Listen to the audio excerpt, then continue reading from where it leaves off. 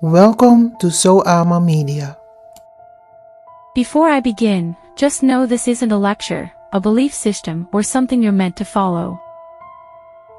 Nothing here asks you to believe, only to think. If you enjoy thoughtful breakdowns like this, take a moment to like the video, subscribe, and share it with someone who enjoys questioning ideas.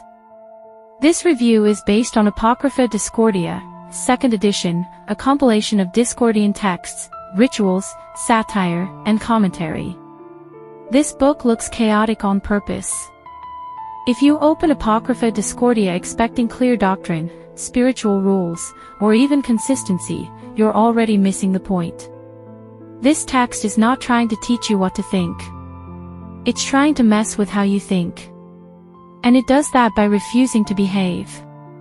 Everything in this book is exaggerated, ridiculous, contradictory, childish, offensive, clever, silly, and occasionally sharp. Rituals are jokes. Commandments undo themselves. Holy texts make fun of being holy. Authority is constantly mocked, including its own. That's not accidental. That is the method. At its core, Discordianism is not really a religion. It's closer to a prank with teeth. The book uses humor and absurdity as tools to break rigid thinking. It throws nonsense at you until your brain stops reaching for certainty. And that's the key difference between this book and something like the Book of Babylon. Where Babylon is obsessed with power, sacrifice, seriousness, and devotion, Apocrypha Discordia does the opposite. It refuses seriousness. It refuses hierarchy. It refuses to let anything sit comfortably as sacred for too long. But here's where people get confused. Just because it's funny doesn't mean it's harmless. This book constantly attacks what it calls gray-face thinking, rigid order, blind obedience, fixed belief systems.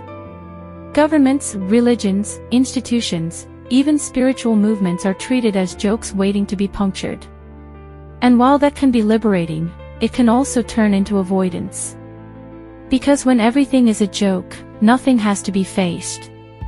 A lot of people use Discordianism as a shield. Instead of asking hard questions about responsibility, power, or personal shadow, they laugh everything away. Irony becomes armor. Chaos becomes an excuse. The book itself almost warns you about this, even while pretending not to. It keeps saying, in different ways, don't believe this. Don't take this seriously. Don't follow leaders. Also don't trust me. That's clever. But it can also become a loop where nothing ever lands. There are moments in this book that are actually sharp and honest. Stories like The Blind Men and the Elephant are real critiques of belief and partial truth.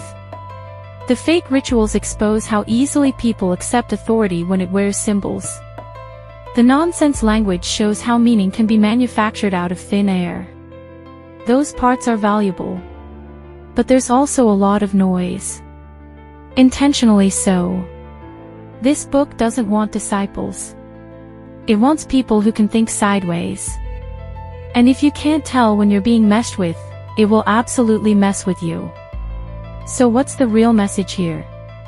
It's not, chaos is better than order. That would just be another belief system. The real message is, all systems are constructions, including the ones that claim to free you. Belief, disbelief, religion, anti-religion, all of it can become a trap if you stop questioning.